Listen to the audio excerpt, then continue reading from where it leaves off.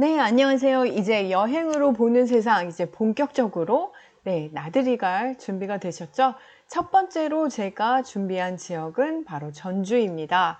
여러분들, 학생들이 가장 가기 쉽고, 대전에서 또 멀지도 않고, 한 1시간 정도? 이 정도밖에 안 걸리고, 또 가면 한복 입고, 이렇게 지금 사진에 나온 것처럼 젊은이들이 즐길 수 있는 거리들이 많이 있는 곳이 바로 전주입니다. 그러면 전주 한번 위치상 한번 보면 대전에서 호남 고속도로 타고 가시면 전주가 있고요.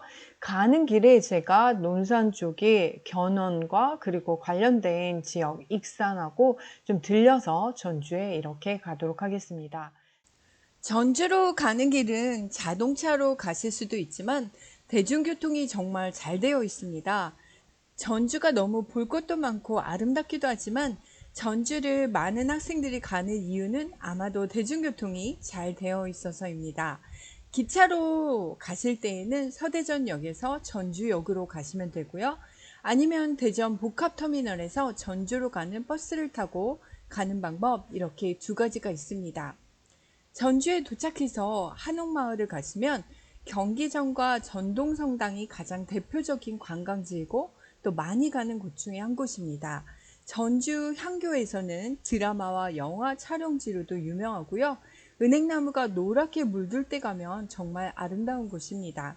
저는 덕진공원에 한옥으로 지은 도서관 연화정에도 다녀왔는데요. 정말 아름다워서 계속 공부하고 싶더라고요. 전주가 축제의 도시라고 해도 과언이 아닌데요. 전주 문화재 야행은 밤의 전주를 즐길 수 있는 축제입니다. 한옥마을의 밤 또한 정말 아름다운데요. 이 밤에 조선시대로 시간여행 다녀오시는 것도 재미있을 것 같습니다.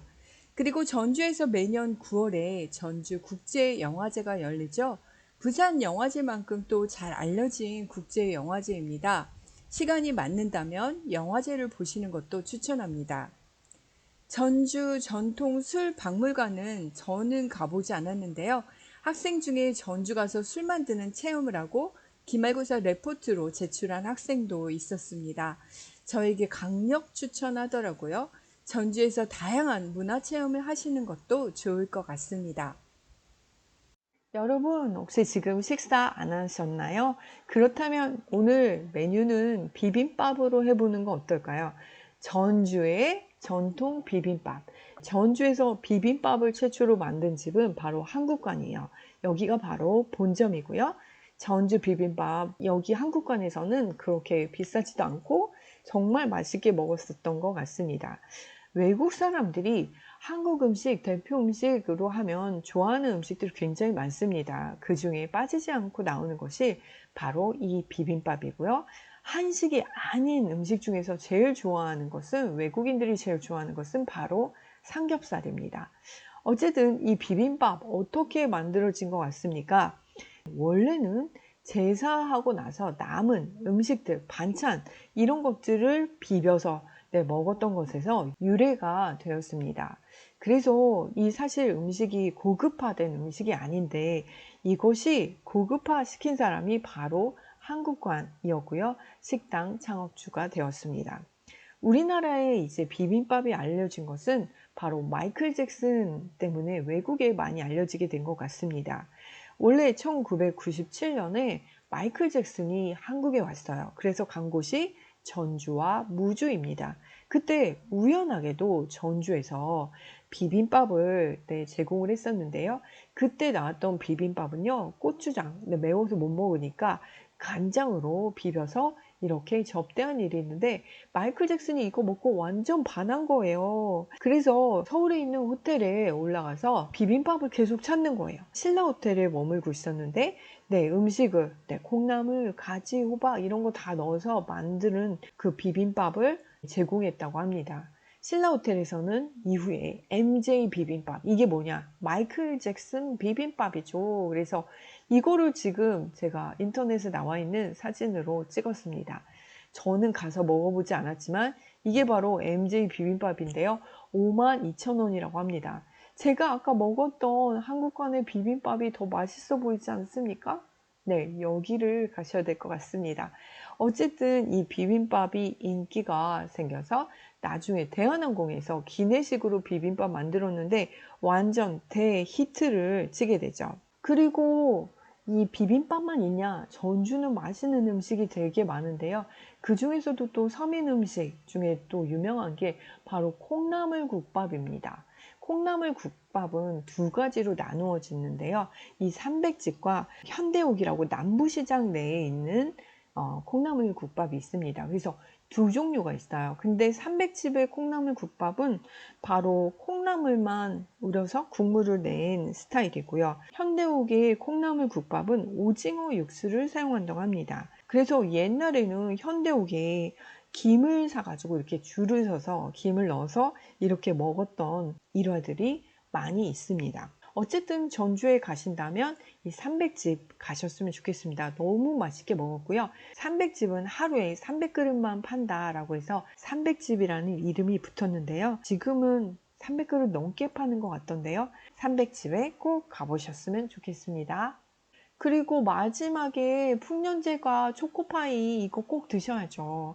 원조집과 그리고 뭐 다 오리지널 원조다 이렇게 얘기하는데 PMB가 붙은 풍년제과가 오리지널이라고 합니다. 여러분 가서 초코파이 꼭 하나 드셔보셨으면 좋겠습니다. 전주에는 비빔밥과 초코파이 말고도 정말 먹거리가 많아요. 한옥마을 주변에도 길거리 음식들이 진짜 유명하죠? 전주에서 먹을 수 있는 음식 중에서 오모가리탕도 유명하고 제대로 된 한정식 식당도 많습니다. 모주도 진짜 달달하고 맛있는데요. 막걸리보다 도수도 약하고 여자들이 정말 좋아할 술이죠. 육전도 안주로 기가 막힌 음식입니다. 가신 김에 하루 1박 하시는 거 한옥마을에서 한옥 체험하는 거 어떠신가요? 한옥 체험할 수 있는 그런 집들이 많이 있더라고요. 스테이로 한옥을 추천합니다. 그럼 이제 전주로 떠나볼까요? 근데 전주에 가면 어디를 가나요? 전주 내에서는 그 한옥마을이 굉장히 커요. 근데 그 중에서 오목대와 이목대에 이야기할 거고, 경기전, 그리고 전동성당, 그리고 최명희 문학관, 그리고 가명에 대해서 네, 알아볼 예정입니다. 여러분들이 이 지역들을 나중에 여행 가시면 아, 이런 이야기들이 있는 것이구나 이렇게 보시고 여행하시면 될 것 같습니다. 첫 번째로 그러면 전주는 언제부터 생겼을까요? 백제 시대 때는 전주라는 이름이 아니라 완산이라는 이름으로 불렸고요. 신라 경덕왕 때 전주로 개칭을 합니다. 그리고 나중에 후백제에 와서는 전주 완산을 도읍으로 정하고 또 고려시대 때는 전주와 나주를 합쳐서 네, 전라도라고 하였습니다. 조선 왕실에 와서는 조선 왕실의 본향이 되는 곳이 바로 전주이고요. 1000년이 넘게 이름이 바뀌지 않은 도가 있는데 바로 전라도와 경상도가 그렇습니다. 전주는 이렇게 오랜 역사를 가지고 있고 특히 백제, 후백제와 관련이 많은 곳입니다. 제가 찍은 사진인데요. 정말 나이 드신 분들도 이렇게 한복을 입고 한옥 앞에서 이렇게 찍는 사진들도 만났고 젊은 커플들이 이렇게 예쁘게 한옥 입고 쉬고 있는 모습들이 있었습니다. 제가 사진 찍은 것은 다 도촬입니다. 여러분이 이렇게 찍으시려면 네, 굉장히 딴 데 찍는 것처럼 하고 찍으셔야 되고 얼굴 안 나오게 조심하셔야 될 거예요. 견훤 아까 제가 관련이 있다라고 했는데 견훤은 태어날 때부터 탄생 설화가 지렁이 장군이라는 그런 이야기가 있습니다. 견훤의 어머니가 매일 밤 남자가 와서 이렇게 자고 가는데 새벽이면 없어지는 거예요. 그래서 남자의 옷에다가 내 명주실을 깨워서 바늘을 꽂아놓고 날이 밝아 그 실을 찾아서 가보니까 굴 속에 기둥만한 지렁이가 바늘에 꼽혀 있는 것을 보고 그리고 아이를 낳는데 이분이 바로 견훤이 되죠. 그래서 지렁이 장군이라는 별명이 있고요. 또 견훤이 클 때는 또 수풀에다 놔뒀더니 호랑이가 와서 젖을 먹였다는 전설이 삼국사기에 전해지고 있습니다. 견훤은 좀 슬픈 사연이 있습니다. 견훤은 후백제를 만들어 놓고 사실 아들들이 많이 있었는데 넷째 아들 금강을 후계자로 뽑아 놓죠. 그러니까 맏아들인 장남인 신검이 화가 나서 견훤을 금산사에 가둬놔요. 그런데 견훤이 이곳에서 탈출해서 어디로 가냐? 고려의 왕건에게 갑니다. 그리고 나서 고려의 왕건은 견훤을 앞세워서 후백제와 전투를 벌이죠. 그래서 이 전투가 바로 아버지와 아들의 싸움이 되죠. 이걸 일리천 전투라고 하는데요. 이 전쟁은 얼마 전까지 후백제의 왕이었던 사람이 고려 왕건을 뒷배로 해서 다시 자기네 군사들과 싸우는 이런 슬픈 전쟁이 되겠습니다. 그래서 이 일로 황산벌에서 패주를 하게 되고 후백제가 멸망하는 일이 벌어집니다. 그리고 제가 아까 이제 가는 길에 이제 왕건과 관련된 그런 곳들이 되게 많은데요. 대전에서 출발해서 논산 쪽으로 가다 보면 계룡에 개태사라는 절이 있습니다. 이게 바로 고려 왕건이 후백제를 멸망시키고 고려의 평안, 그런 세상을 열었다 해서 개태사라는 절을 세웁니다. 가다 보면 왼편에 있고요. 뒤쪽에 산이 있는데 이 산이 정말 이렇게 꾸불꾸불 계속 이어진 큰 산이 있습니다. 이 산의 이름은 하늘이 도왔다라고 해서 천호산이라고 이름을 지었습니다. 그리고 왕건은 진짜 견훤의 분노를 사는 그런 일을 하게 되는데요. 맏아들 신검은 살려두고 둘째와 셋째 아들은 귀양 보냈다가 바로 죽여버립니다. 견훤은 너무나 분노해서 바로 죽게 되는데요. 전주 완산, 그러니까 전주가 그립다라고 유언해서 전주가 바라다 보이는 논산, 연무읍에 묻혔습니다. 그리고 이곳이 바로 견훤 왕릉인데요. 제가 좀 전주가 바라다 보이는 곳에 묻히고 싶다라고 해서 이곳에 묻어서 저는 굉장히 좀 높아서 전주까지 쫙 보일 줄 알았는데 앞에 그렇게 높은 산이 아니고 진짜 나지막한 그런 산이었고, 그리고 전주가 보이기에는 나무가 앞에 너무 많아서 보이지 않았고요. 저는 사실 그래도 후백제의 왕이었던 사람의 무덤인데 생각보다 잘 관리가 안 되고 이거 하나 딸랑 있고, 제가 사진을 굉장히 배롱나무랑 같이 찍어서 멋있게 나와서 그렇지 실제로는 좀 너무 초라해서 이 앞쪽, 이 뒤쪽으로는 다 잔디로 이렇게 돼 있고요. 이 무덤 하나만 딸랑 있습니다. 이곳은 바로 논산훈련소랑 5분도 안 떨어져 있는 곳이에요. 그래서 굉장히 가까운 곳에 있으니까 혹시 그쪽을 가게 되면 이쪽 구경 가셔도 좋을 것 같습니다. 견훤은 후백제를 세우고 신라에 대항해서 싸웠지만 결국 고려 왕건에게 모든 것을 잃었습니다. 게다가 아들의 문제 때문에 우라병으로 등창이 생겨서 생을 마감하게 되었습니다. 후삼국을 주름잡던 3인은 궁예와 왕건 그리고 견훤이었는데요. 이 중에서 누가 가장 싸움을 잘했을까요? 가장 싸움을 잘하고 군인 출신의 용맹한 왕은 바로 견훤이었습니다. 실제로 견훤과 왕건의 싸움에서 왕건이 거의 죽을 뻔한 그런 전투도 있었습니다. 그렇지만 승자는 머리가 똑똑하고 천운이 따라졌던 왕건이었습니다. 신라를 공격해서 경주까지 들어가서 왕을 처단하고 신라의 경순왕에게 자리를 맡겨놓고 백제로 다시 돌아갔을 정도로 견훤은 신라를 거의 차지하기까지 했습니다. 그런데 신라의 마지막 왕인 경순왕은 고려의 왕건에게 황복해서 신라를 바쳤고 천운이 또 따라줘서 후백제의 견훤까지 왕건에게 들어오자 후백제도 손쉽게 소나기에 지었는데요. 왕건이 운이 따랐던 것 같습니다. 이제 전주로 넘어가 볼까요?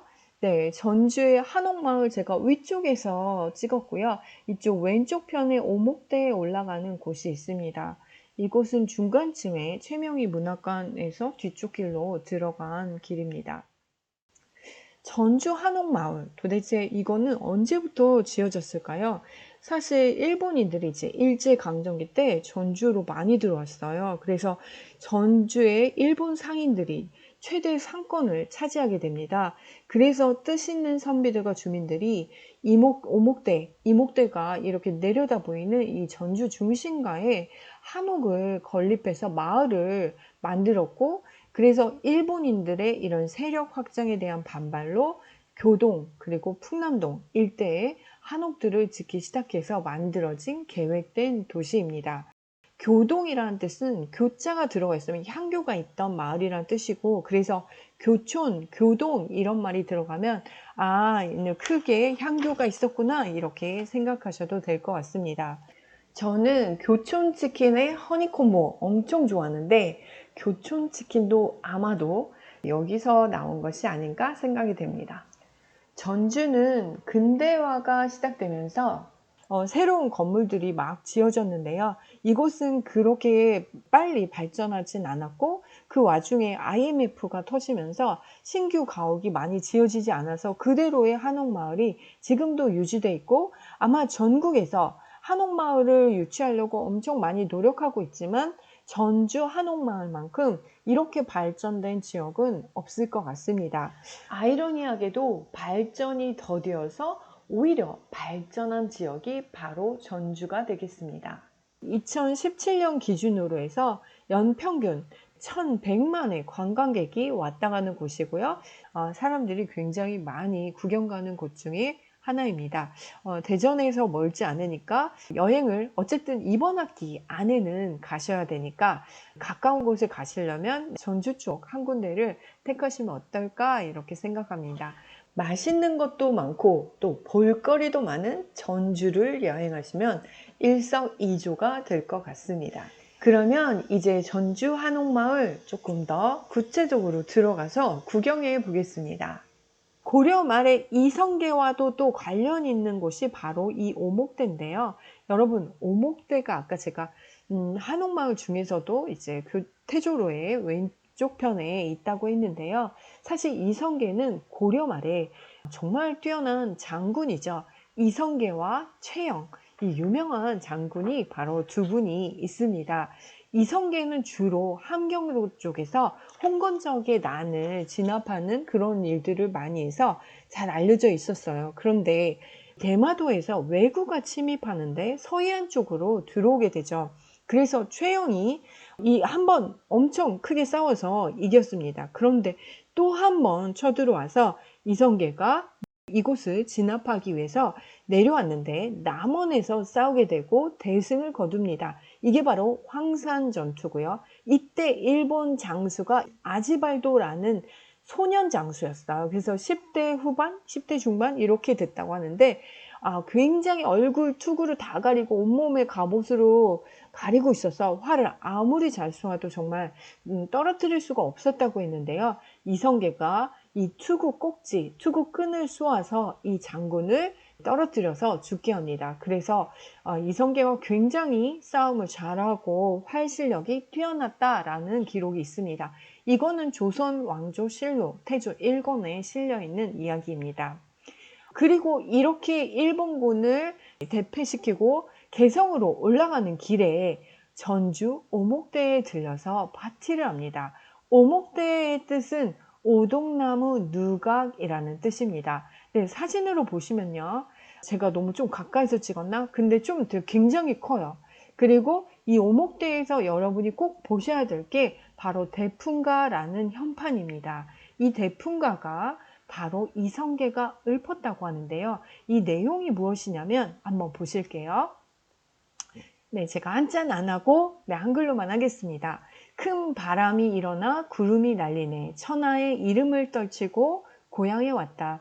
어떻게 용맹한 사람을 얻어 천하를 지킬 것인가. 이러한 내용이에요. 사실 이거 이성계가 먼저 부른 게 아니라 유방이 먼저 불렀습니다. 여러분 초한지 아시나요? 유방과 항우의 싸움이 바로 초한지 이야기인데요.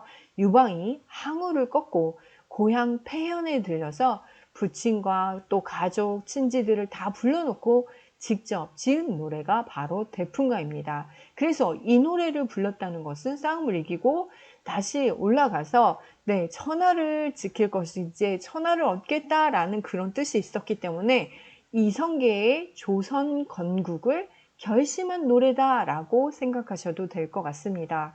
그때 같이 있었던 사람이 바로 정몽주인데요. 정몽주는 이성계의 종사관이었어요. 근데 이 대풍가를 딱 부르자 이성계의 의도를 파악하고 자리를 뛰쳐나갑니다. 결국 정몽주는 선주교에서 최후를 맞게 되는데요. 정몽주는 이성계의 야심을 알고 올라가서 이제 이성계를 꺾을 그런 대책을 마련하려고 준비를 합니다. 신진 사대부들은 온건파와 급진파로 나누게 되는데 급진파는 이성계와 손을 잡고 조선을 세우고요. 정몽주는 끝까지 고려 왕조를 지키기 위해서 힘썼습니다. 어느 날 이성계가 사냥하다 낙마를 했다는 소식을 듣고 이성계 일파를 제거해야 되겠다 이렇게 결심을 하고 정몽주는 이성계에게 갑니다. 그런데 이거를 간파한 다섯 번째 아들이죠. 이방원이 전혀 아무렇지도 않은 척 가만히 아버지를 모시고 오는 바람에 술자리를 가지게 됩니다. 여기서 평소와 다름없는 이성계의 모습을 살폈고요. 술을 마시게 되는데 이 자리에서 이방원이 이런 하여가라는 노래를 정몽주에게 합니다. 이런들 어떠하리 저런들 어떠하리 만수산 드렁치기 얽혀진들 어떠하리 우리도 이같이 얽혀서 100년까지 누리노라. 이렇게 노래를 불러서 정몽주를 회유해서 같이 조선을 건국하자고 설득했는데요. 정몽주는 여기에 답가를 합니다. 이 몸이 죽고 죽어 100번 고쳐 죽어 백골이 진토되어 넋이라도 있고 없고 미명한 일편단심이야 가실 줄이 있으랴. 이렇게 노래를 함으로써 이방원은 정몽주가 새로운 조선을 건국하는데 걸림돌이 될 것을 알고 군사들을 데리고 정몽주를 선주교에서 죽입니다. 이렇게 이성계와 이방원, 정몽주의 그런 이야기들이 다 이 대풍가에서 시작했기 때문에 오목대에 오르면 꼭 대풍가를 한번 꼭 바라봐 주셨으면 좋겠습니다. 이성계는 첫째 부인에게서 낳은 6명의 아들들이 있었고 특히 다섯째인 이방원의 도움으로 1392년 조선을 건국하고 왕위에 오릅니다. 그런데 아이러니하게도 그렇게 도왔던 첫째 부인의 아들들을 공신 책봉에서 모두 제외하고 둘째 부인이 낳은 두 아들 중 어린 아들인 코찔찔이 방석이를 세자로 책봉하면서 아버지 이성계와 이방원의 갈등이 시작됩니다.